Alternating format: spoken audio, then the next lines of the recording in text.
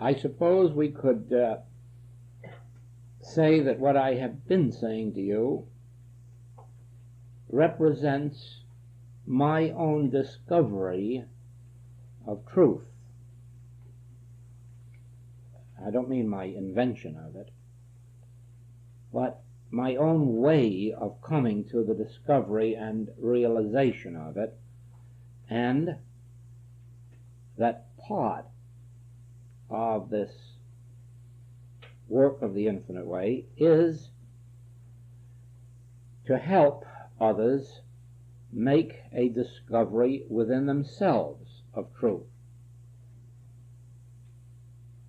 You can see that it would be fatal just to open the books and read them and swallow everything and just say that's it, and then go around quoting Joel and proving that that's it.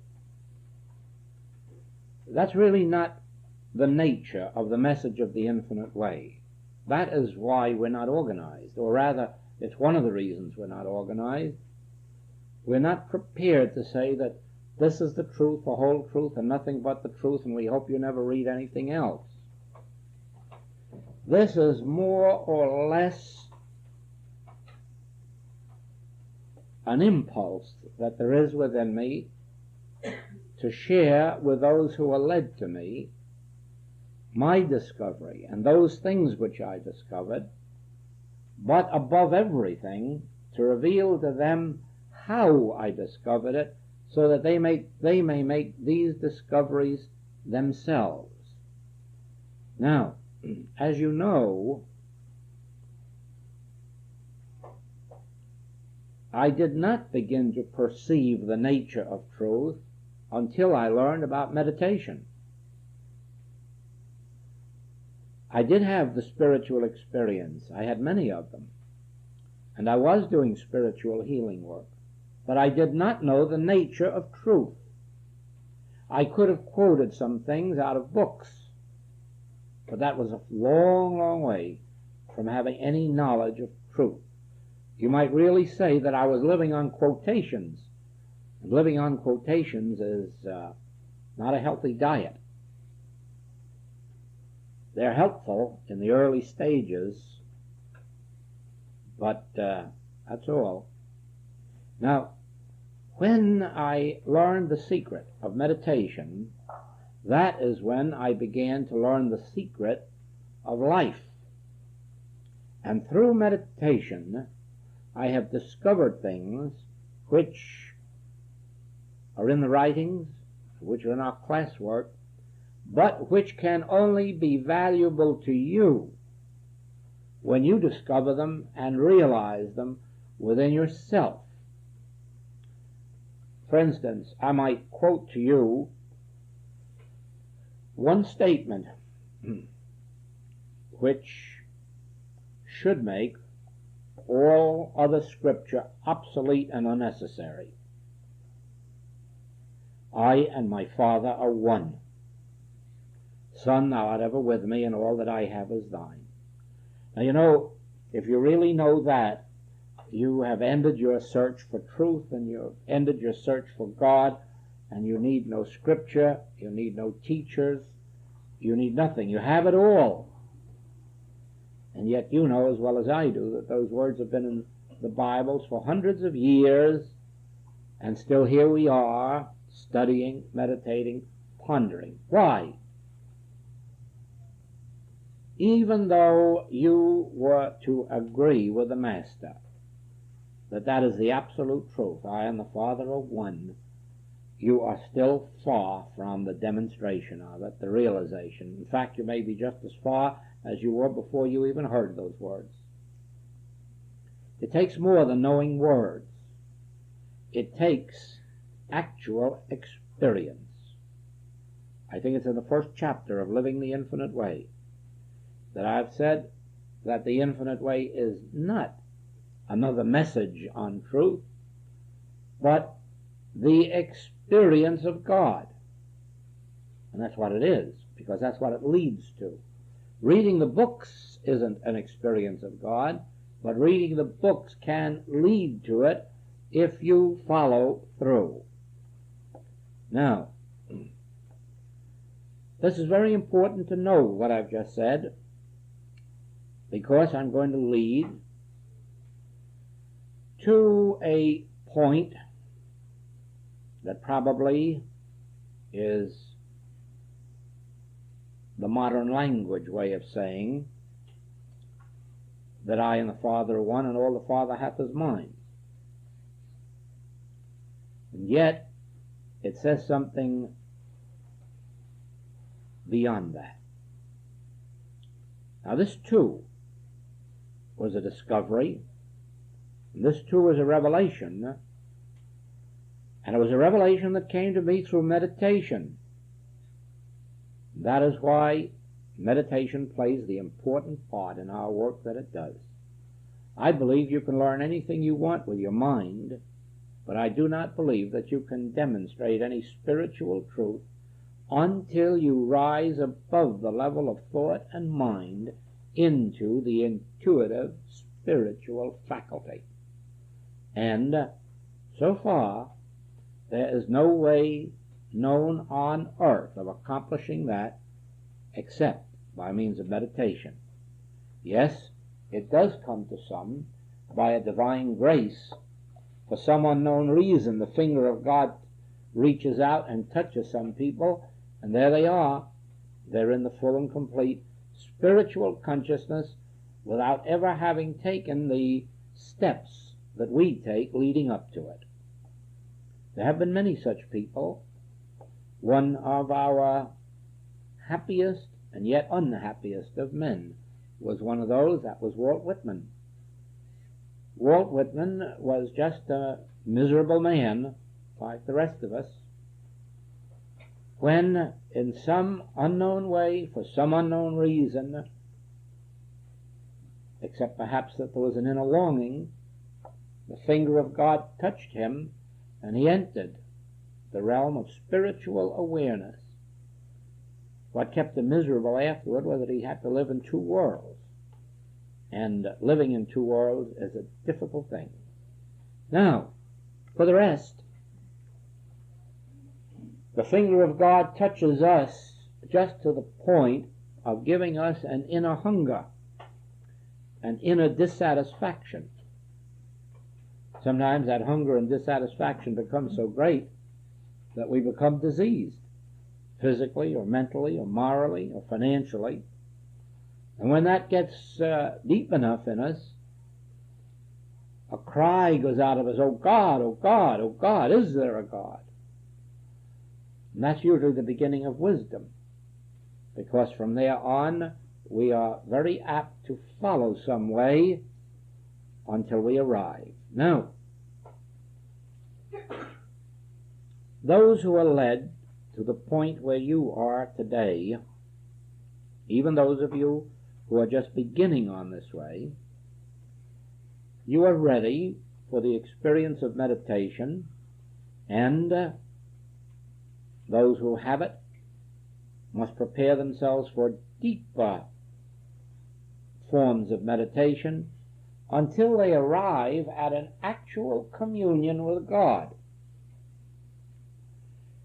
Communion is meditation carried to a far deeper degree.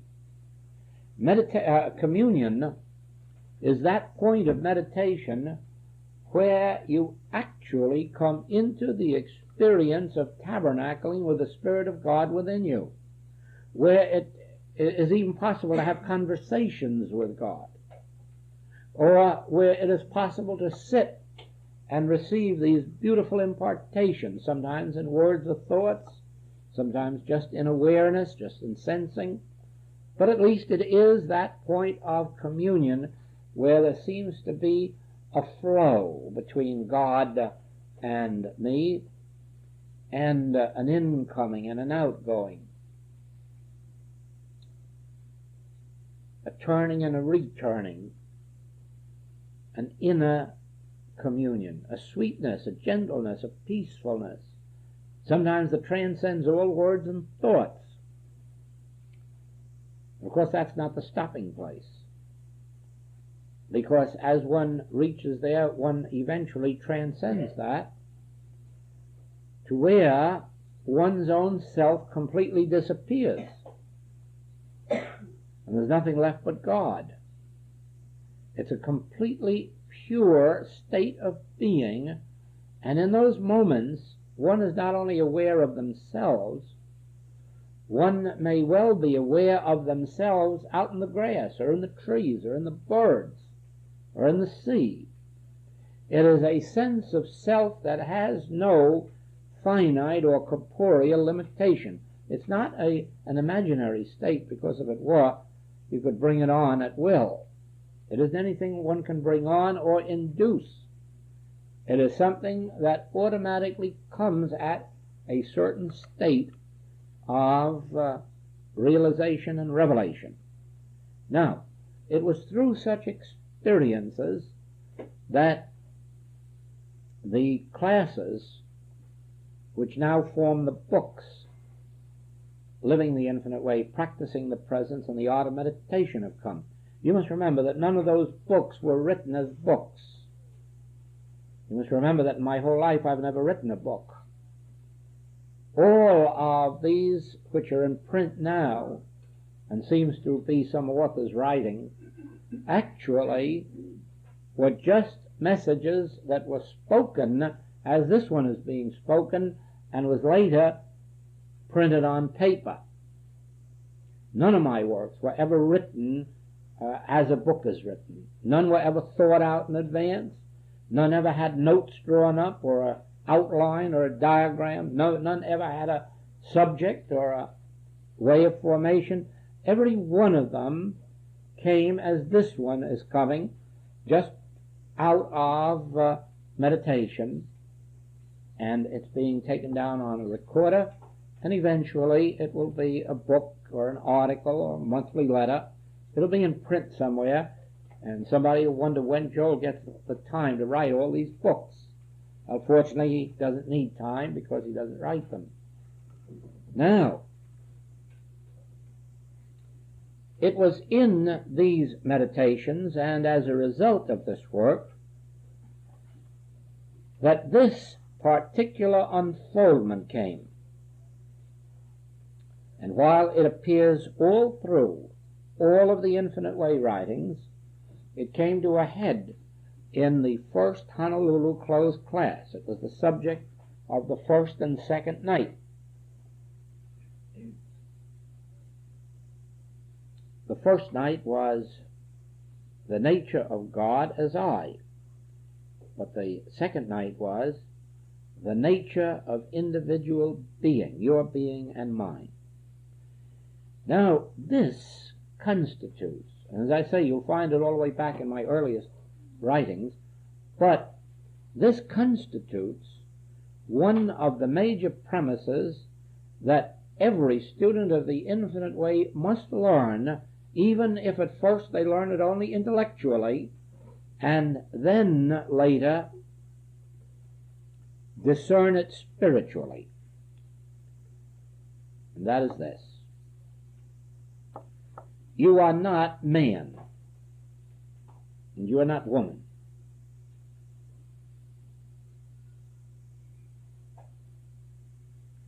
You are not an effect,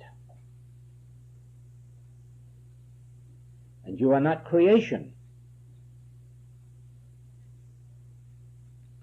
You are I. That is why when you name yourself, that's the name you give yourself. I.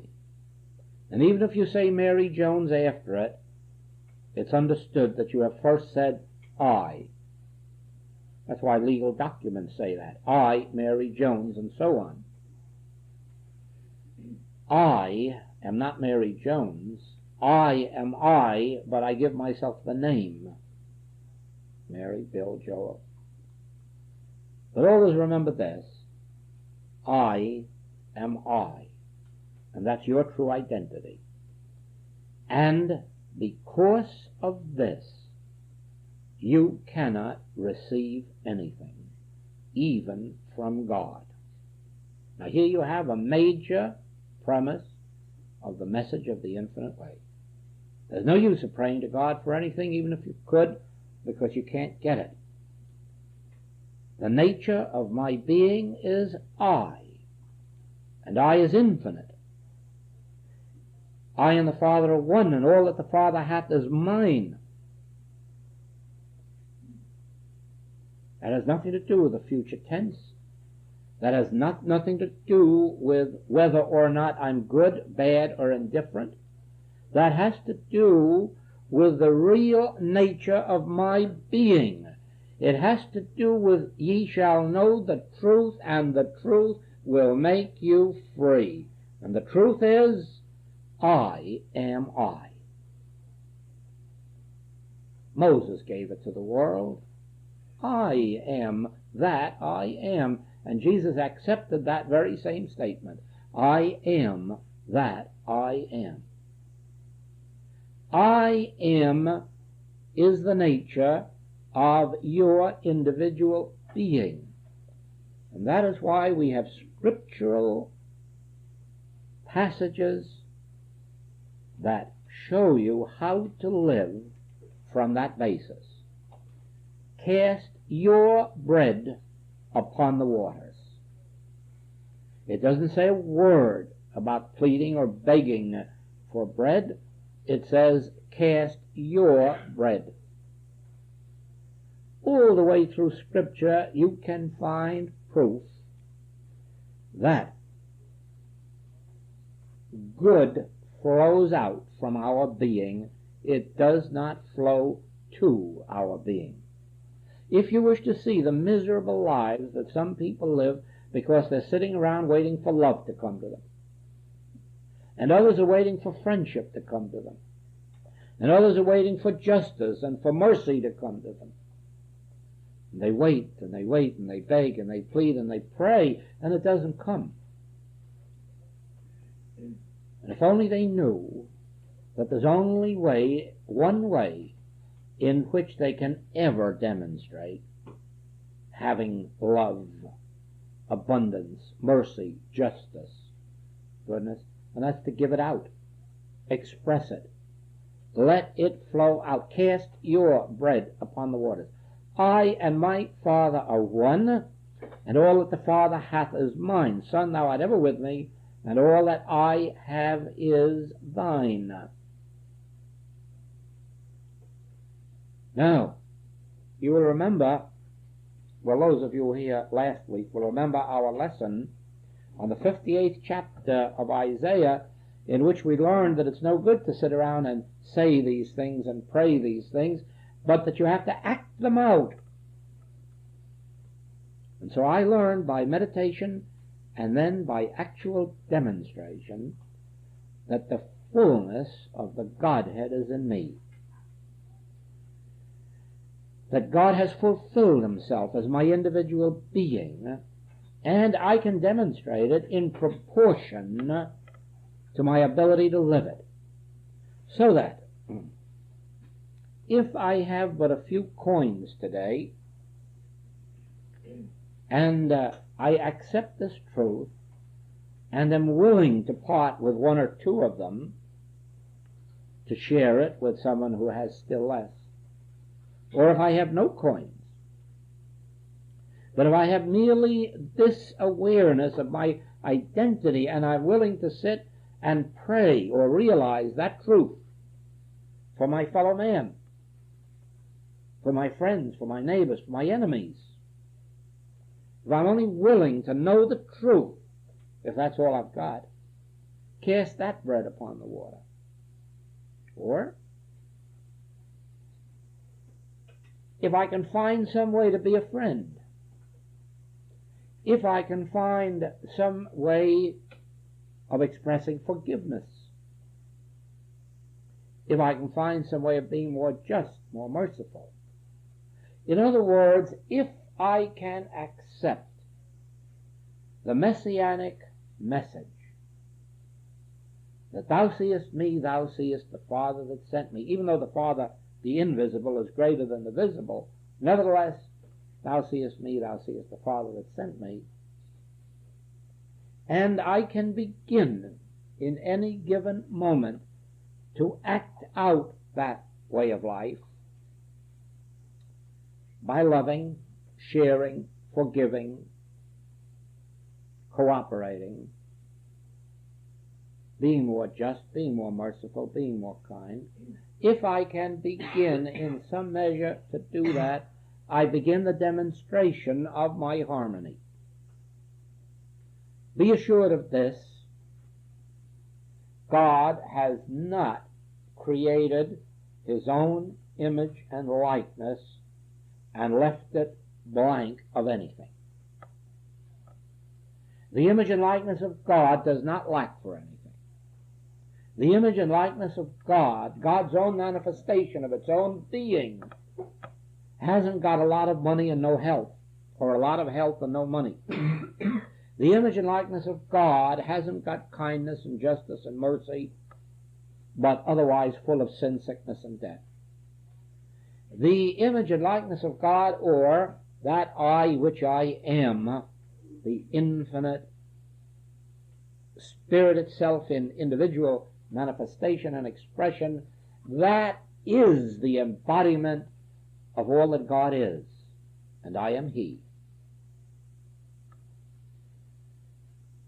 That is a revelation of truth, but it is not a demonstration of truth.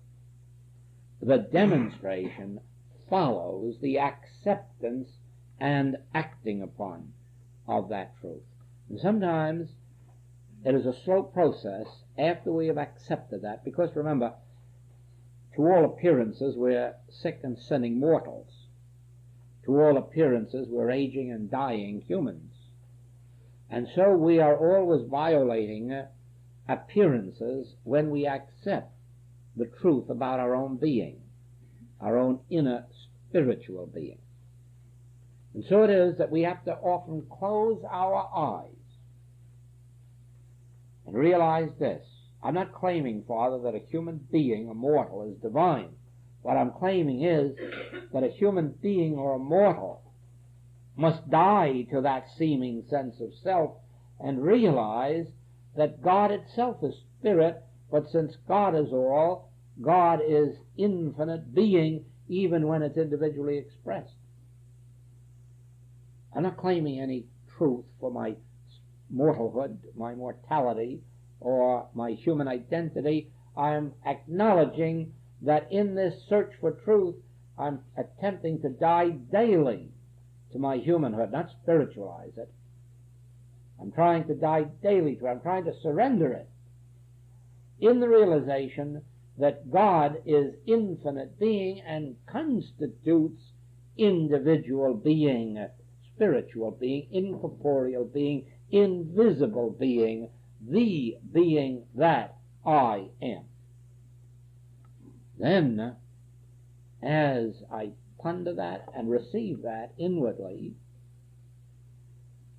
I begin to understand the nature of the revelation of Jesus Christ.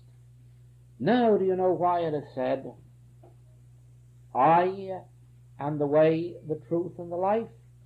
Because that's what it means. I am the way, the truth, and the life. Do you know what it means when it says, I will never leave you nor forsake you? Why not just sit still for a minute and try to get rid of I? Just try to run away from it. Try to drown it. Try to get anywhere where I isn't.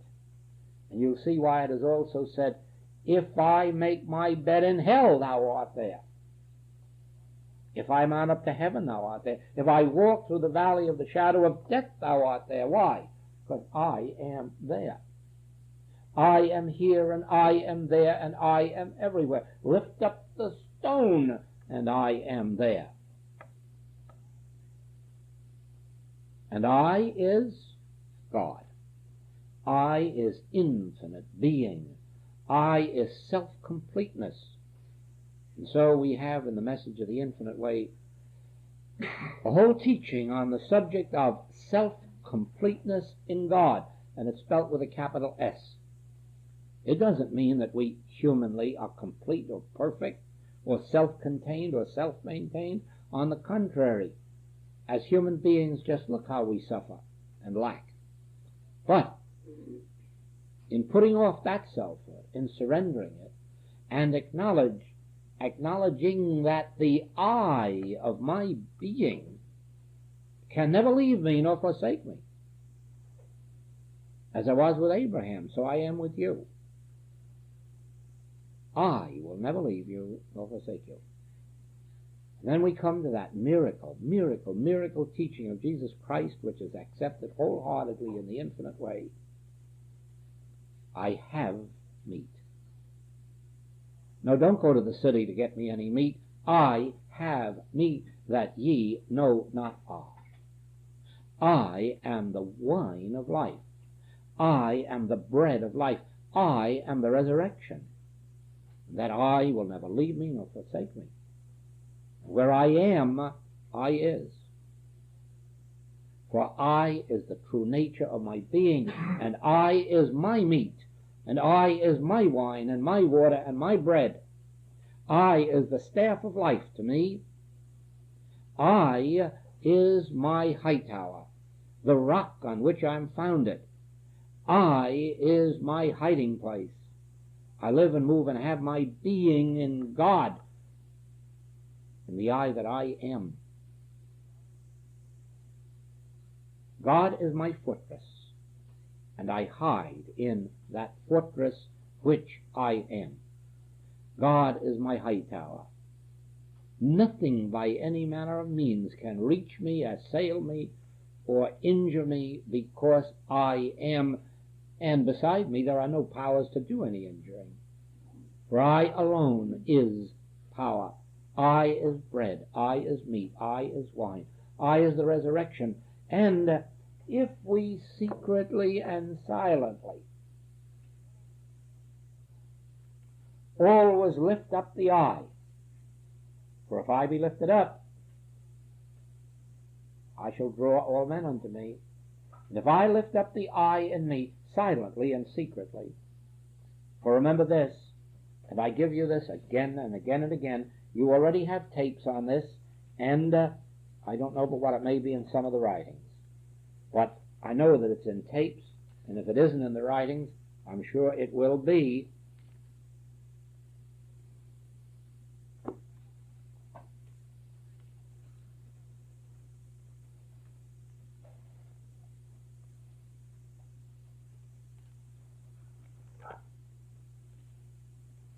Never forget this. This is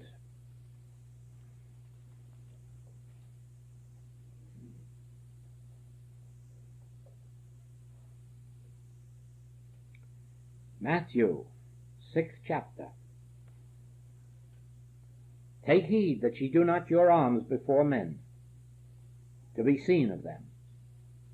Otherwise ye have no reward of your Father which is in heaven.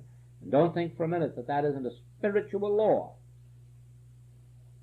That the good we do publicly, the benevolences we do publicly, are of absolutely no value beyond whatever praise we get from a man whose breath is in his nostril.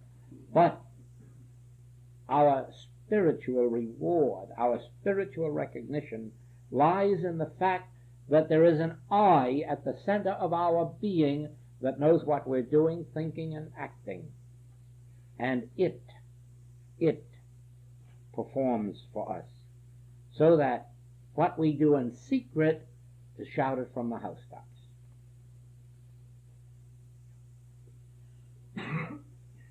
And when thou prayest, thou shalt not be as the hypocrites are, for they love to pray standing in the synagogues and in the corners of the streets, that they may be seen of men. Verily I say unto you, they have their reward.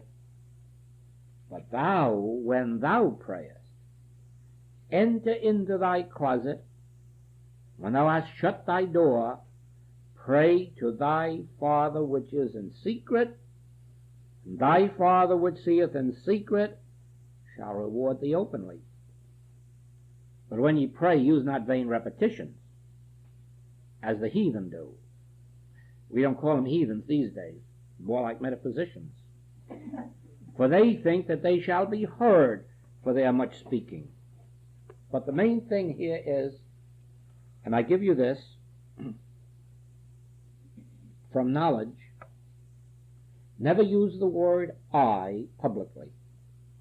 Never divulge the word I to anyone except it be one whom in sacredness and secrecy you are teaching as we are being taught this evening.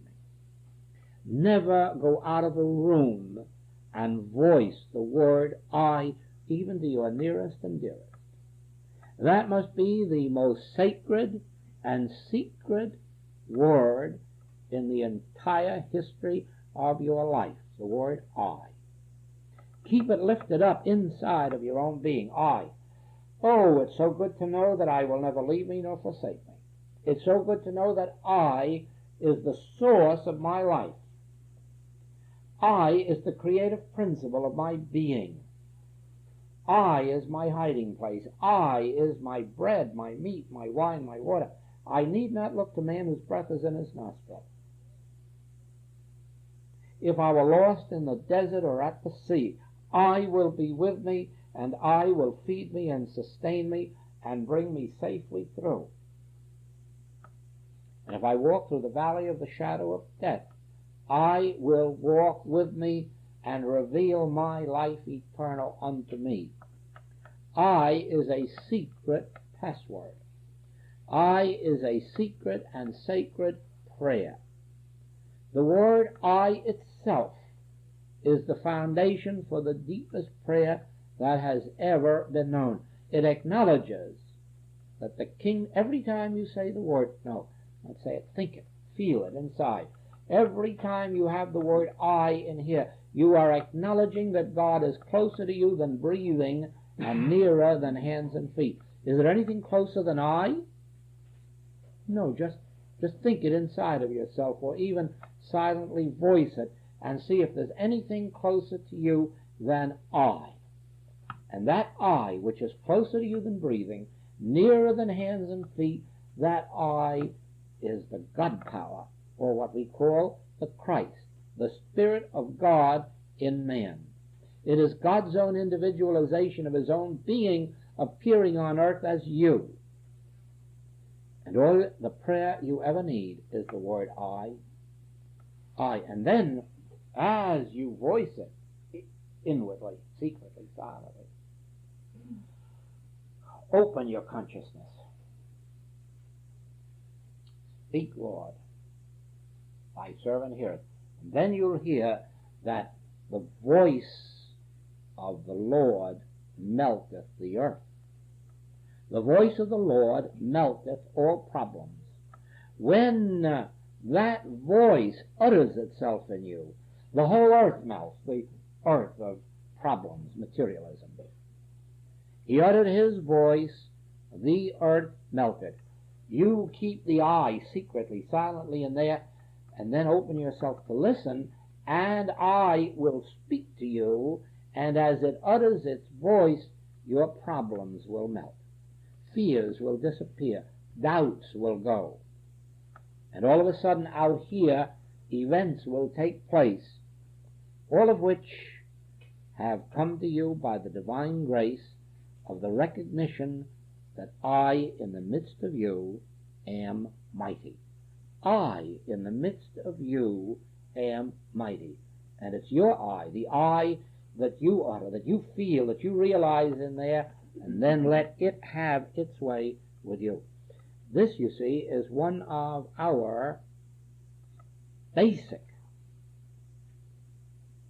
realizations, revelations, that we expect nothing, we pray for nothing, we ask for nothing, we acknowledge that God has planted himself in the midst of us. And in planting himself in the midst of us, all those things are added unto us. You know, in the midst of every seed that's planted in the ground, there is some kind of a power that attracts to that seed whatever it needs from out in the earth. We call that power nature. Planted in the midst of us is the word I. Planted in the midst of us is the presence and power of God, or that which we call the Son of God or the Christ. And that is there for one purpose, to attract to us from out of this world, from the uttermost ends of the earth, all those things necessary for our development and our unfoldment.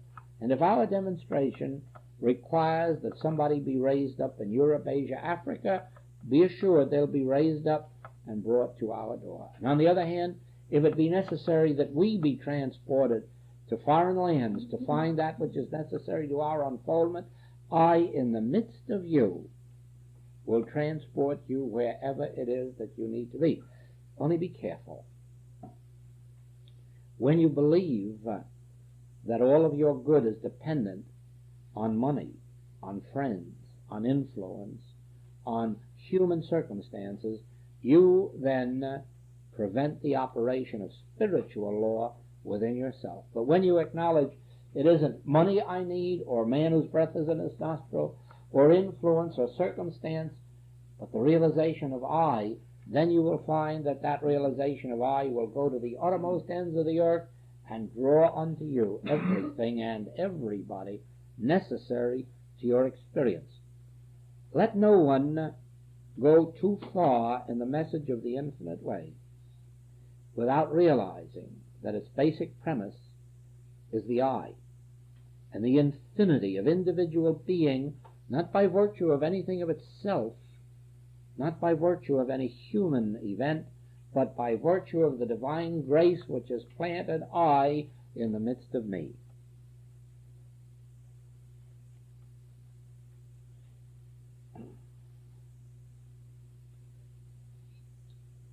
You will see that this unfoldment carries you another step. It doesn't involve improving the human man, but bringing to light more and more of the Christ man, which in reality we are. It is only this false sense of self that has made us appear to present ourselves to the world as human men and women. And it is for this reason that the highest good we know as humans is trying to be better humans, or healthier humans, or wealthier humans, or greater humans. But there comes a point in spiritual realization when you know that if you could get to be the healthiest or the wealthiest, that would not be your answer. Only in the degree that through this inner being, which is brought to light in secrecy and in silence, only through that can you bring to light your Christhood. In that you realize you are heir of God, joint heir with Christ, to all the heavenly riches, not needing to attain it by might or by power, but by my Spirit, by grace. By grace. And grace is your realization of that I in the midst of you that enables you to give up human thinking, human struggling, human striving, and enables you to rest in a spiritual peace.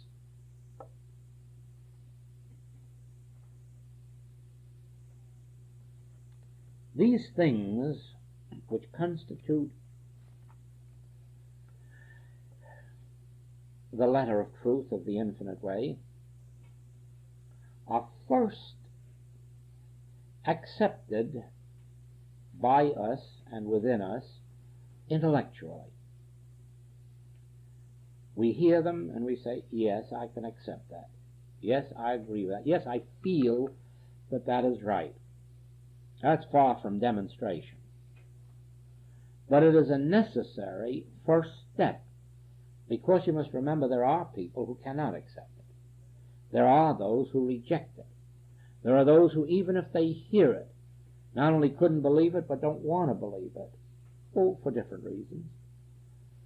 It takes spiritual discernment to recognize a spiritual truth.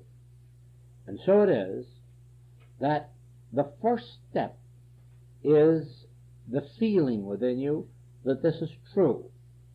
Now, many people have this feeling and accept it eagerly, and then wonder why a year or two later all their diseases and lacks aren't gone. And the reason is that this was only a preliminary step. there comes the next step of binding it on your forehead, binding it on your arm, posting it at the gate of your house. In other words, the Master says, abide in this word and let this word abide in you. Then you can demonstrate it. Then you are consciously one with God and you will bear fruit richly. But if you do not abide in this word, live in it and let it live in you, pray without ceasing, keep these words of truth within you and keep making yourself receptive so that it can utter that word, then you will find it won't be years, it will be more apt to be just months when demonstration is beginning to appear. It can even be weeks or days. But you see, we are responsible. The first step is that in some manner we be brought to a state of consciousness where, hearing this message, we can agree that it's true and say, yes, that's the way of life for me. Oh yes, but that's only our first step. Then comes the difficult part, abiding in this word, letting this word abide in us until it takes root. Then after it takes root, waiting patiently for it to bud and blossom and finally give us its fruitage. And one of the greatest aids to all this is secrecy. Symbolically, that is given to us in Scripture as the Mother Mary taking the babe down to Jerusalem, down to where? Egypt. Down to Egypt for 2 years. And so it is with us. We take our babes. Egypt represents the dark places, the hidden places. And so with us, we take these truths into the dark places within ourselves, the hidden and secret places, and we keep them there, and we think of them there, and we ponder them there, but we do not utter them. Eventually, they are uttered through demonstration. And without saying a word to anyone, people are attracted to us to hear the word, and then when they are ready for the depth of a teaching of this kind, we can give them the truth about our true identity. Always remember, though, we are taught to give the milk of the word to babes, the meat only to those ready to take it. When you come to a closed class here, it is assumed that you have read enough so that you are prepared for the meat of the word. And as a matter of fact, I would say that about 80 of you in this room have been through anywhere from 2 to 20 classes with, so that you're ready for anything and for everything, and for a lot more things that God hasn't yet spoken through me, but which we never know what minute will explode, as some of us have seen in the past.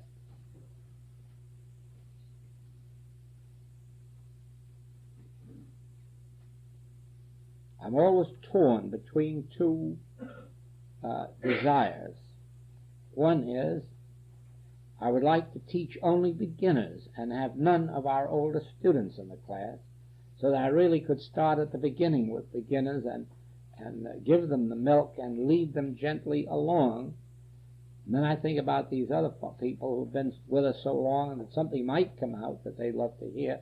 Then I decide, I guess I won't have any beginners. I will just teach the ones who have been with us for years, and then it all ends up this way with beginners and old-timers in the same class.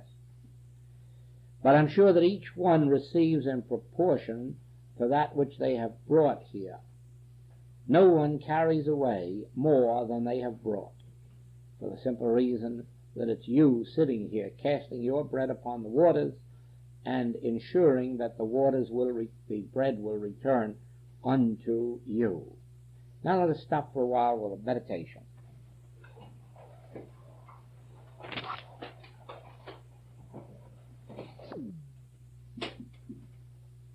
Just think, knowing your own limitations, if I were to say to you, you are as infinite as God, how really foolish that would sound. And actually it is foolish. But when I say to you that God in the midst of you is infinite, that God, the infinity itself, constitutes your real being, and that actually that I in the midst of you is that infinity in its infinite nature, that I'm saying to you that which is true, that which you can accept, and that which you can demonstrate. Therefore, it is not wise to say or think, oh, I'm as infinite as God. Immediately that sets up in my mind my own limitations, and then I feel a little foolish. But when I put it the other way around and realize I in the midst of me is God, I is infinite, and that infinity constitutes my real nature and being, now I'm voicing a truth that does not even insult my human intelligence. That I can accept, that the nature of God is infinity, and the nature of God constitutes my being, whether or not at this moment I'm fully realizing it or fully demonstrating it. The question here is a deep-rooted psychological problem started in an insecure childhood any more difficult to heal than any other problem? Well, now, as a matter of fact,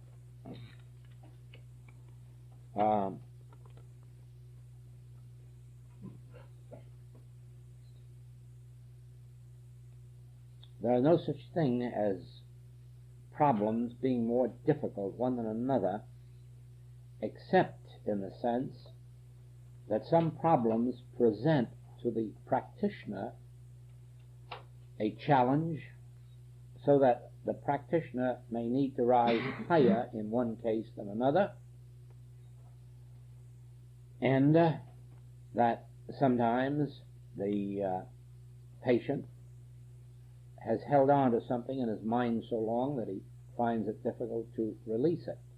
But you must understand this, that infinite way healing is not psychological healing, and therefore the healing isn't really dependent on you, or whether or not you can let go of it, or you can't, or how long you've had it. The healing is dependent on a realization of the Christ. And to the Christ it really makes no difference what the name or the nature of these problems. And, of course, this thing here of insecure childhood being a problem, you know, that isn't even a truth humanly. That's merely an excuse on the part of materia medica for not being able to heal something very simple, because they haven't found out how. There is no such thing as insecurity based on an insecure childhood. The finest thing that can happen to anyone is an insecure childhood, and next to that is an insecure adulthood. Don't you know how sad it is for people to have something that they can hold on to in the external realm and then some days find it break under them? Don't you know that those things that people have depended on in childhood, like their mother's love and their father's money, there comes an end to those things, and then what are you going to do? Oh, no, it's far better. I'd really rather be a Eddie Cantor with an insecure childhood. And a lot others of those that I know, and have to look forward to something, have to reach out and find something real to cling to. As a matter of fact, that's the title of one of the greatest books of these years, The Value of Insecurity. That's not a psychological problem. That's a real truth. God has blessed a man when he has taken, or when the world has taken, every material prop away from him, so that he hasn't got a thing to rest on or be secure in until he finds God. And when he stops relying on bows and arrows and rifles and swords and atomic bombs, you know, he'll find there's a power of love. and a power of life, and a power of justice, and a power of truth. But he must first take, as a human, all the necessary steps of depending on atom bombs, depending on hydrogen bombs, and then finding out they're worthless because the other fellow's got more of them than you have. Don't you see that? The greatest thing that can come to us is the proof that a material prop and a human prop is no prop. Unfortunate is the man who's leaning on human relatives and human friends and human dollars. Unfortunate is the man or woman who hasn't been forced to some place where they know. Is there something? There must be.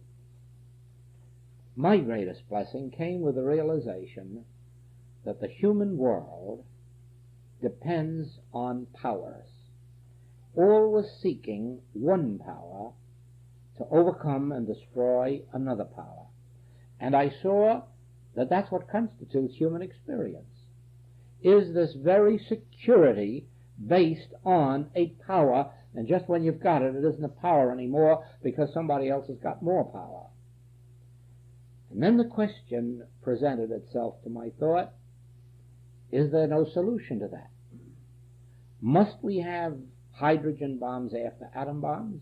Must we have some higher powered bomb than hydrogen bombs? Must eventually something so powerful come as to destroy the whole world? And you see, it was through that my answer came. And I saw that the dependence on a power is the human side of life. And that when you realize that the secret of life is in no power, then you've achieved spiritual living. When you have nothing left to depend upon but an absolute silence into which the Spirit of God has to come, then you've achieved security. The only security that will last. Just as you will never secure peace on earth as long as it is achieved through treaties, and more especially treaties that are based on combinations of nations or powers. Oh no. Security will come when we ultimately realize that our bombs are of no value, our armies are of no value, and that there's a stalemate, and something else must take its place. And then will come peace on earth, and with it will come goodwill toward men. Now let's not forget this, that these psychological problems are really nonsense. They are just cover-ups for ignorance. The truth is that the greatest blessings that man can have is poverty, insecurity, instability, nothing left to lean back on until he finds God. And then comes complete salvation. Oh, just think of the men who've been betrayed by their friends. Think of the people in high power and high office who've been betrayed by those close to them. Think of the families that have been betrayed by husbands or wives or parents or children. Think of the betrayals of nations. And then talk about insecurity in childhood. It's a blessing. It's a blessing. I would like just in closing to tell you this, that in New York City there is an organization called the Grand Street Boys. Now the Grand Street is in New York's ghetto. It is the Jewish, Italian, and Chinese ghetto. And it has been for, I suppose, 80, 90 years. And this grand organization of Grand Street Boys is a group of men who graduated from the grammar school down there in Grand Street, and every one of the members are either judges, lawyers, doctors, professional men, businessmen, bankers, executives, every one of whom have come out of New York's ghetto. They're all Jews, they're all Italians, or they're Chinese, or all the mixtures that are found down there in that ghetto. And I can tell you this, There isn't a single man that ever belonged to the Grand Street Boys who didn't have a childhood of insecurity and of fear. It hasn't hurt them. And many of them have found God. Thank you.